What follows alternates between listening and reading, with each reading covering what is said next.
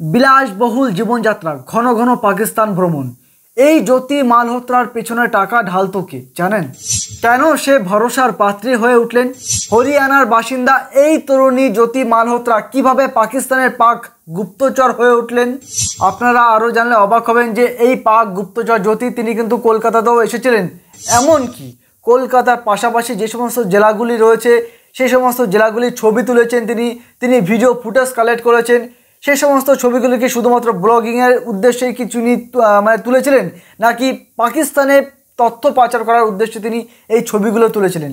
আর এটা নিয়েই কিন্তু কলকাতা সহ রাজ্যবাসীর মধ্যে কিন্তু একটা ভয় ভীতি পরিবেশ তৈরি হয়েছে।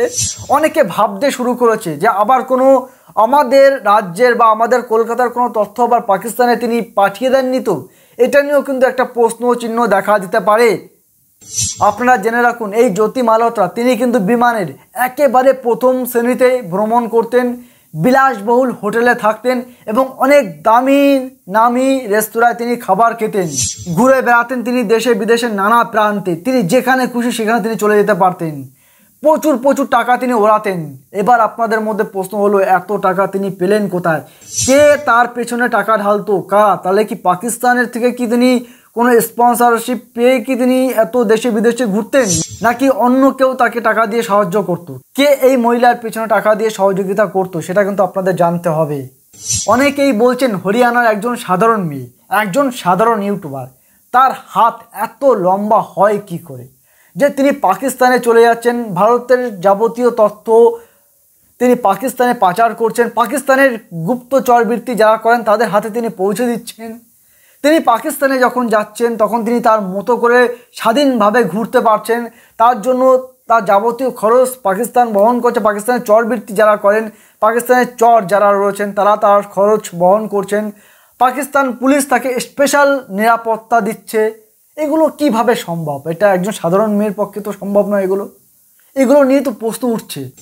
আপনারা ইতিমধ্যেই জানেন যে হরিয়ানার বাসিন্দা এই তরুণী যার নাম জ্যোতি মালহোত্রা, তাকে গ্রেপ্তার করা হয়েছে, তাকে পুলিশ গ্রেপ্তার করেছে এবং তার বিরুদ্ধে তদন্ত চলছে। তার বিরুদ্ধে নির্দিষ্ট একটা অভিযোগ রয়েছে যে তিনি ভারতের তথ্য তিনি পাকিস্তানের হাতে তিনি পৌঁছে দিচ্ছেন, বা পাকিস্তানের যারা চরবৃত্তি বা চর রয়েছেন, গুপ্তচর রয়েছেন, তাদের কাছে তিনি তথ্য পাচার করছেন। সেই অভিযোগে তাকে গ্রেপ্তার করা হয়েছে সেই জ্যোতি মালহোত্রা। আর পাকিস্তান কিন্তু এই সুযোগটাকে কাজে লাগিয়ে এই ধরনের ইউটিউবাররা যারা রয়েছেন জ্যোতি মালহোত্রার মতন, এই ধরনের ইউটিউবারদেরকে কিছু পয়সার বিনিময়ে হোক বা অন্য কোনো বিনিময়ে হোক তাদেরকে কাজে লাগিয়ে সম্পূর্ণভাবে ভারতের থেকে তথ্য বা ভারতের এমন কিছু গুরুত্বপূর্ণ তথ্য রয়েছে বা ভারতের সামরিক বাহিনীর কোনো গুরুত্বপূর্ণ তথ্য তারা খুব সহজেই খুব ভালোভাবে তারা হাতিয়ে নিতেন। এমনকি তাদের বিজ্ঞাপনের প্রচার হিসাবেও কিন্তু এই ধরনের ইউটিউবারদেরকে তারা কাজে লাগাতেন। এবার প্রশ্নটা হচ্ছে আমাদের যেখানে ভয়, দেখুন আমরা ইতিমধ্যে জানি যে তাকে পুলিশ গ্রেপ্তার করেছে এবং তার বিরুদ্ধে তদন্ত চলছে, এফডি নাই ঠিক আছে, কিন্তু আমাদের ভয় হচ্ছে তিনি আমাদের পশ্চিমবঙ্গের কলকাতাতে তিনি এসেছেন এবং কলকাতার আশেপাশে যে সমস্ত জেলাগুলি রয়েছে সেই সমস্ত জেলাগুলিতে তিনি ঘুরেছেন, সেই সমস্ত জেলার ছবি ভিডিও তিনি কালেক্ট করেছেন এবং ছবি তুলেছেন এবং সেই সমস্ত ছবি তিনি পাকিস্তানে পৌঁছে দিয়েছেন কি দেননি সেটা নিয়ে একটা বেশ জল্পনা কল্পনা হচ্ছে এবং মানুষের মধ্যে একটা ভয় কাজ করছে যে এই মেয়েটা আবার পাকিস্তানে আমাদের পশ্চিমবঙ্গের কোনো তথ্য পৌঁছে দেয়নি তো, সেটা নিয়ে আমাদের পশ্চিমবঙ্গবাসী যারা আমরা রয়েছি আমাদের মধ্যে একটা ভয় রয়েছে। তো আমি এই ভিডিওতে জানাতে চলেছি যে আমাদের পশ্চিমবঙ্গ বা আমাদের কলকাতাতে এসে তিনি কোন কোন জায়গার ছবি তিনি তুলেছিলেন, কোন কোন জায়গার তিনি ছবি তুলেছেন, সেই সমস্ত জায়গার নামগুলো আমি আবার আপনাদেরকে বলবো। আপনারা মিলিয়ে দেখে নিন যে সেই জায়গার মধ্যে আপনার বাড়িটা পড়ছে কিনা বা আপনার জায়গার নামটা রয়েছে কিনা বা সেইখানে আপনার কোনো আত্মীয় স্বজন থাকে কিনা। কলকাতার পাশাপাশি কোন কোন জেলায় তিনি ঘুরেছেন, কোন কোন জেলার ছবি তিনি তুলেছেন, কোন কোন জেলার ফুটেজ তিনি কালেক্ট করেছেন, তার কাছে তো সমস্ত রকম ডেটা রয়েছে। দেখুন তার আগে আপনাদেরকে একটা কথা বলে রাখি, এই জ্যোতি মালহোত্রাকে নিয়ে এবিপি আনন্দ একটি বেশ ঘটা করে একটি বড়সড় প্রতিবেদন তারা প্রকাশ করেছেন। সেই প্রতিবেদন থেকে তথ্য নিয়ে আমি আপনাদেরকে এই প্রতিবেদনটা উপস্থাপনা করছি।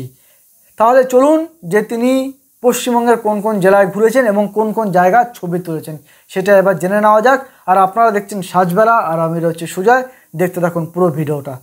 জ্যোতি তার ট্রাভেল ব্লগে যে সমস্ত ছবি বা ভিডিও আপলোড করেছেন তার মধ্যে কলকাতার বেশ কিছু ছবি দেখা গিয়েছে। শুধু যে কলকাতা তা নয়, তার ট্রাভেল ব্লগগুলো দেখলেই বোঝা যাচ্ছে কলকাতার পাশাপাশি জেলাগুলিতেও তিনি চষে বেরিয়েছেন একেবারে। তার ব্লগে রয়েছে নদিয়ার গেদে সীমান্তর ছবিও। সবচেয়ে আশ্চর্যজনক বিষয় হলো তিনি বেড়াতে এসে সীমান্তবর্তী যে সমস্ত জায়গাগুলো রয়েছে যেগুলো খুবই স্পর্শকাতর, এই সমস্ত জায়গার ছবিও তিনি তুলেছেন। এছাড়া তার ব্লগে রয়েছে বরানগর মেট্রো এবং দক্ষিণেশ্বর মন্দিরের ছবিও পর্যন্ত তার ব্লগে রয়েছে। ভুটান যাওয়ার পথে সেবক রোডে করোনেশন ব্রিজের ছবিও তোলেন জ্যোতি। এছাড়া আর 5টা সাধারণ ব্লগারের মতো কলকাতার হলুদ ট্যাক্সির ছবিও তিনি তুলেছেন শিয়ালদাহ এবং হাওড়ার ছবিও। এবার প্রশ্ন হলো তার উদ্দেশ্যটা কি আদৌ সাধারণ ছিল নাকি গুপ্তচর বৃত্তি করার জন্য তিনি ছবিগুলো তুলেছেন, কোনটা? এছাড়াও তিনি দমদম, ব্যারাকপুর, হাওড়া সহ বিভিন্ন স্টেশনের ছবি রয়েছে জ্যোতির ব্লগে। জ্যোতির কাছে কলকাতা বিমানবন্দর, রেল লাইনের পাশে ঝুপড়ি, কাকুরগাছি ব্রিজ, বালি ব্রিজ এবং দামোদর ব্রিজের ছবিও রয়েছে। কিন্তু এই জ্যোতি কিন্তু তিনবার তিনি ট্রেনে চেপেই কিন্তু কলকাতা এসেছিলেন। আচ্ছা, এবার আপনারাই বলুন, এই জ্যোতি মালহোত্রা তিনি কলকাতায় এসেছিলেন, তিনি ছবি তুললেন, তিনি ভিডিও ফুটেজ কালেক্ট করেছেন, তিনি কি শুধুমাত্র পশ্চিমবঙ্গ বা তার আশেপাশে যে সমস্ত জেলাগুলি রয়েছে সেই সমস্ত জেলার ছবি তোলার জন্যই কি তিনি এসেছিলেন, নাকি তিনি এই সমস্ত ছবিগুলো তুলে নিয়ে তিনি পাকিস্তানে পাঠিয়েছেন বা অন্য কোনো কাজে লাগিয়েছেন? দেখুন, তার একটা ট্রাভেল ব্লগ বলে একটা ইউটিউব চ্যানেল রয়েছে, সেটা আমরা জানি, কিন্তু সেই ব্লগিং করাটাই কি তার উদ্দেশ্য ছিল তো, নাকি না অন্য কোনো তথ্য পাচার করার বা এই ছবির বাইরেও তিনি এমন কোনো তথ্য তিনি নিয়ে গিয়ে পাকিস্তানে পাচার করেননি তো? এটা নিয়ে কিন্তু আমরা প্রথম থেকেই বেশ একটা সন্দেহ মানুষের মধ্যে রয়েছে। ঠিক আছে, এটা নিয়ে একটা সন্দেহ রয়েছে এবং মানুষ এটা নিয়ে ভাবছে যে কি মানে এই মেয়েটা আর কি করেছে। এটা নিয়ে অলরেডি তদন্ত চলছে, আরও ডিটেলস আমি আপনাদেরকে জানাচ্ছি, আপনারা একটু ভিডিওর সঙ্গে থাকুন। পহেলগাঁওয়ের হামলার আগেই পাকিস্তানে গিয়েছিলেন তিনি। অভিযোগ রয়েছে এই ভারতীয় তরুণী অপারেশন সিঁদুরের সঙ্গে সম্পর্কিত গুরুত্বপূর্ণ তথ্য, এমনকি ভারতের সেনাবাহিনী সংক্রান্ত বা সেনাঘাঁটি সংক্রান্ত অত্যন্ত সংবেদনশীল তথ্য পাকিস্তানের গুপ্তচর সংস্থা ISIকে দিয়েছিলেন, এমনটাই খবর রয়েছে। এইখানেই শেষ নয়, এমনকি পহেলগাঁওয়ের কাণ্ডের পর ভারতীয় সেনার প্রস্তুতি সংক্রান্ত তথ্য পাকিস্তানের হাতে পৌঁছে দিয়েছিলেন বলে অভিযোগ, যেটা আমরা জানতে পারছি। আর এই হরিয়ানার বাসিন্দা জ্যোতি মালহোত্রার বিরুদ্ধে কিন্তু এখানেই শেষ না, আরও অভিযোগ রয়েছে। দেখুন, ABP আনন্দ সূত্রে যেটা জানা যাচ্ছে যে পাকিস্তানে থাকাকালীন বিভিন্ন জায়গায় অবাধে যাতায়াত করার অনুমতি পেয়েছিলেন এই জ্যোতি, এমনকি অনেক সংবেদনশীল এলাকাও তিনি পরিদর্শন করতেন। জ্যোতি সে দেশে থাকাকালীন পাক পুলিশ তার জন্য ব্যক্তিগত নিরাপত্তার ব্যবস্থা করেছিলেন বলেও খবর রয়েছে। ভাবা যায়, একজন সাধারণ মেয়ে, একজন হরিয়ানার সাধারণ বাসিন্দা, একজন সাধারণ ইউটিউবার, তার জন্য পর্যন্ত পাকিস্তানের ISI এর লোকজন তাকে আলাদা করে সুযোগ সুবিধা দিচ্ছিলেন, তাকে তার পাকিস্তানে ঘোরার জন্য তাকে সমস্ত রকম পরিষেবা দিয়ে সমস্ত রকমভাবে তাকে সহযোগিতা করেছিলেন যেন তিনি পাকিস্তানের গুরুত্বপূর্ণ তথ্য যেন বা গুরুত্বপূর্ণ জায়গাতেও যেন তিনি ঘুরতে পারেন এবং পাকিস্তানে ঘোরার যাবতীয় সুযোগ সুবিধা তাকে করে দিয়েছিলেন।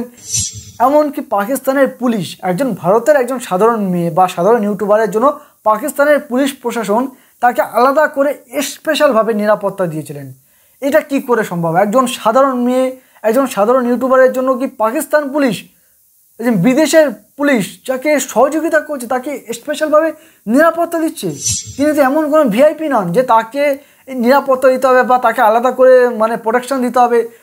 তাহলে এটা কিসের জন্য? এমনি তো হতে পারে না, নিশ্চয়ই তার পেছনে কারণ ছিল। তাহলে চলুন আরও কয়েকটা বিষয় আমরা জেনে নিই। দেখুন, আপনাদেরকে একটা কথা বলে রেখে, এই যে পাকিস্তানে তথ্য পাচার করা, এটা শুধুমাত্র যে জ্যোতি একাই করছেন তা নয়, জ্যোতির মতন আরও বেশ কয়েকজন রয়েছে। যেরকম পাঞ্জাব, হরিয়ানা, রাজস্থান থেকেও বেশ কয়েকজনকে গ্রেপ্তার করা হয়েছে, ঠিক তাদের মতোই জ্যোতি একজন, যারা পাকিস্তানে বিভিন্ন রকমভাবে তথ্য পাচার করতেন।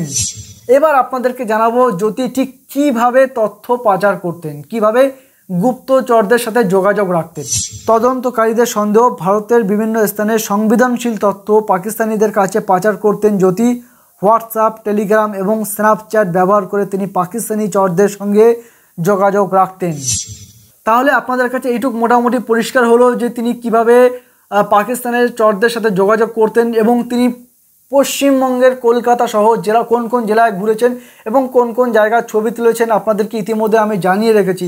এতক্ষণ যে কথাগুলো বললাম সেগুলো আমি ABP আনন্দ এবং আনন্দবাজার সূত্রে যে সমস্ত তথ্যগুলো আমি পেয়েছি ঠিক তার ভিত্তিতে আমি এই জায়গার নামগুলো আমি আপনাদেরকে বললাম, বা তারা যেটা তাদের প্রতিবেদনে যেটা তুলে ধরেছেন সেই প্রতিবেদন অনুসারে আমি আপনাদেরকে বললাম।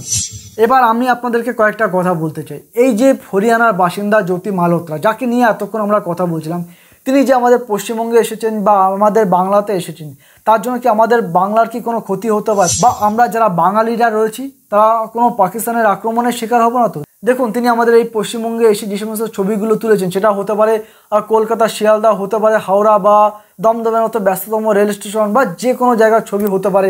তবে সেই সমস্ত যেই ছবিগুলো তিনি তুলেছেন সেগুলো তিনি তার ব্লগে বা ইউটিউব চ্যানেলে তো তিনি আপলোড করেছেন। পাশাপাশি তিনি যদি পাকিস্তানের চরদের কাছে আমাদের এই বাংলার ছবি বা দেশের ছবি যদি তিনি পাঠিয়েও থাকেন, আমি জানি না তিনি পাঠিয়েছেন কিনা বা তিনি তার উদ্দেশ্য সেটাই ছিল কিনা, বা তখন অবধি তিনি ঠিকঠাক মানুষ হিসাবে তিনি ছিলেন কিনা আমি জানি না, যে তিনি শুধুমাত্র ব্লগিংয়ের জন্যই যে তিনি ছবিগুলো তুলেছেন, না তিনি পাকিস্তানি চরদের কাছে মানে আমাদের এখানকার ছবি তিনি পাঠিয়েছেন, সেটা নিয়ে আমি জানি না। বাট আমি এটাও বলতে পারি, তিনি যদি পাঠিয়েও থাকেন, আমি ধরে নিলাম তর্কের খাতিরে যে তিনি আমাদের পশ্চিমবঙ্গের ছবি বা বাংলার ছবি তিনি পাকিস্তানি চরদের কাছে পাঠিয়ে দিয়েছেন, বা আইএসআই যে সমস্ত গোয়েন্দারা রয়েছে পাকিস্তানের তাদের কাছে পাঠিয়ে দিয়েছে, আমি ধরে নিলাম তর্কের খাতিরে। আমি জানি না সেটা হয়েছে কিনা, কিন্তু তর্কের খাতিরে আমি যদি ধরে নিই, বা আমাদের দেশের ছবিও যদি তিনি পাঠিয়ে থাকেন, তাহলেও আমি বলে রাখি আপনাদেরকে, এর জন্য আমাদের অন্তত কোনো ভয় পাওয়ার কোনো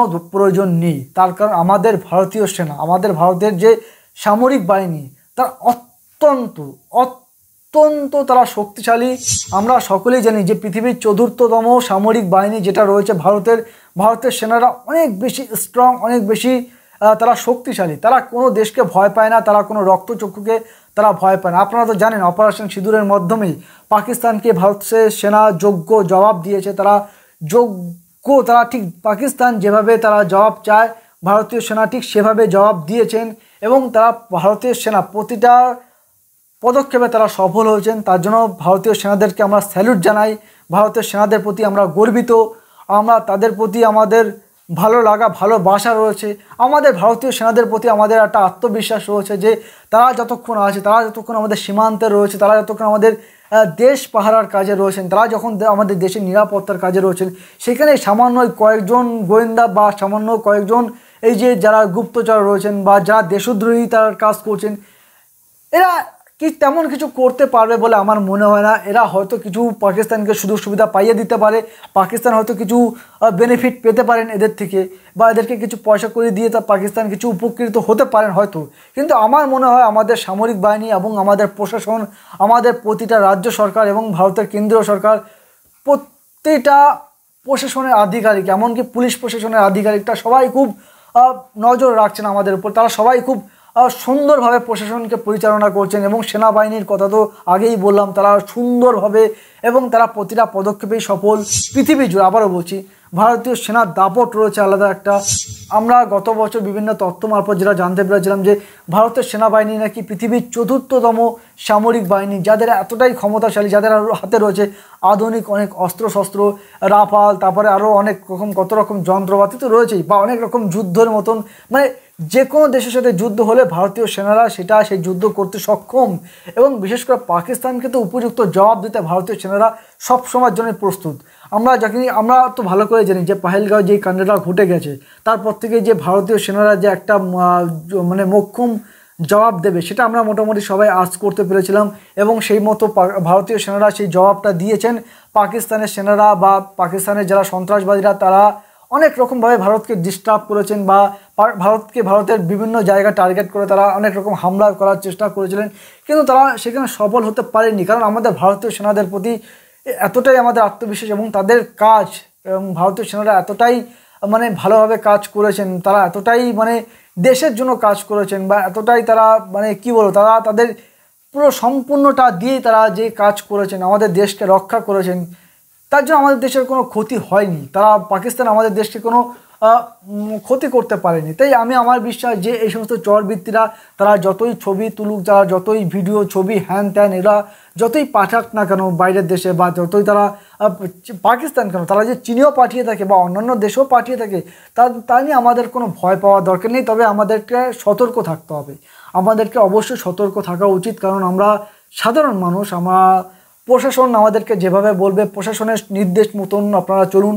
আপনার যদি কোনো রকম নিরাপত্তার সমস্যা মনে হয়, আপনি সমস্যায় ভুগছেন নিরাপত্তা জনিত, তাহলে আপনি অবশ্যই প্রশাসনের সহযোগিতা নিন। প্রশাসন যখন যেই আপডেট বা অর্ডার আপনাদেরকে করছেন সেগুলো মেনে চলুন, এবং আপনার আশেপাশে যদি কোনো সন্দেহজনক বা সন্দেহভাজন কোনো ব্যক্তি যদি ঘোরাফেরা করে বা কোনো ব্যক্তিকে যদি আপনি দেখতে পান বা আপনার যদি মনে হয় যে এই ব্যক্তিটা চরবৃত্তি করতে পারে বা এই ব্যক্তির জন্য আমাদের দেশ ক্ষতিগ্রস্ত হতে পারে, তাহলে অবশ্যই আপনারা সেই ব্যক্তির বিরুদ্ধে রুখে দাঁড়ান। আপনারা প্রশাসনের সহযোগিতা নিন, আপনারা প্রশাসনকে জানান সেই বিষয়টাকে নিয়ে যে এই ব্যক্তির জন্য আমাদের দেশের ক্ষতি হচ্ছে বা এই ব্যক্তির জন্য আমরা ভয়ে বা ভীত অবস্থা রয়েছে বা আমাদের দেশ আগামী দিনে ক্ষতিগ্রস্ত হতে পারে এই ব্যক্তিগুলোর জন্য। তো সেই সমস্ত ব্যক্তিদের থেকে আপনারা নিজেরাও দূরে থাকুন এবং তাদেরকে চিহ্নিত করুন, প্রশাসনের হাতে তুলে দিন। দেখুন এই যে মেয়েটা যে যার কথা এতক্ষণ বলছিলাম যে জ্যোতি মালহোত্রা, তিনিও তো একটা সময় বেশ দেশের মধ্যে দীর্ঘদিন তিনি ঘুরে বেরিয়েছেন, তিনি দেশে বিদেশে ঘুরেছেন, তিনি পাকিস্তানের পয়সা ঘুরেছেন না নিজের পয়সা ঘুরেছেন তা নিয়ে আমি জানি না। তবে এবিপি আনন্দ সূত্রে যেটা আমরা জানতে পারছিলাম, যেটা নিয়ে আমি প্রথমেই বলছিলাম যে যেটা অনেকে তদন্তকারী অফিসার যারা যে সমস্ত পুলিশ অফিসাররা রয়েছে বা যারা তদন্ত করছে যে সমস্ত অফিসাররা রয়েছে তাদের যেটা সন্দেহ রয়েছে যে হয়তো পাকিস্তানের একটা স্পন্সরশিপের মাধ্যমে বা পাকিস্তানের টাকায় বা তারা হয়তো তার খরচ বহন করছে, যার ফলে হয়তো তিনি এত রেল্লা মেরে ঘুরতে পারছেন। তিনি বিমানে ফার্স্ট ক্লাস ভ্রমণে যাতায়াত করেন, দামি রেস্তোরাঁয় খাবার খান, বিলাসবহুল হোটেলে চলাফেরা করেন। এগুলোর জন্য তো বিপুল পরিমাণে একটা খরচের প্রয়োজন। এই টাকাটা দেয় কোথা থেকে, কে দেয়? এই টাকা সামান্য ইউটিউব চ্যানেল চালিয়ে এত পরিমাণে এত লাখ লাখ টাকা ইনকাম করা যায় না। ঠিক আছে, আমি দেখেছি তার ব্লগ চ্যানেলটা যথেষ্টই ডেভেলপ করেছে। তার মানে এটা নয় যে সে তার এই ফার্স্ট ক্লাস বিমান যাতায়াত বা এই দেশে বিদেশে ঘোরার মতন এত ভিআইপিভাবে চলাফেরার মতন খরচ তার ইউটিউব চ্যানেল থেকে আসে বলে আমার অন্তত মনে হয় না। বা আমার মনে হয় সে যেভাবেই যাই করুক না কেন, আমরা প্রতিটা সাধারণ মানুষ যারা আছে আমাদেরকে সবসময় সতর্ক থাকা উচিত, আমাদেরকে সবসময় সাবধান থাকা উচিত। এই ধরনের চরবৃত্তি যাদেরকে আমরা দেখব বা আমাদের যদি সন্দেহ মনে হয়, আমরা অবশ্যই প্রশাসনের সহযোগিতা নেব, আমরা অবশ্যই প্রশাসনের দ্বারস্থ হব। এবং এই যে মেয়েটি যা যা করলো এগুলো কখনোই করা উচিত না, কারণ দেশ আমাদের সবার ঊর্ধ্বে, দেশের জন্যই আমরা আছি, দেশ আছে বলেই আমরা আছি। ঠিক আছে, আমাদের সেনাবাহিনীর প্রতি আমাদের গর্বিত হওয়া উচিত, তাদেরকে আমরা স্যালুট জানাই।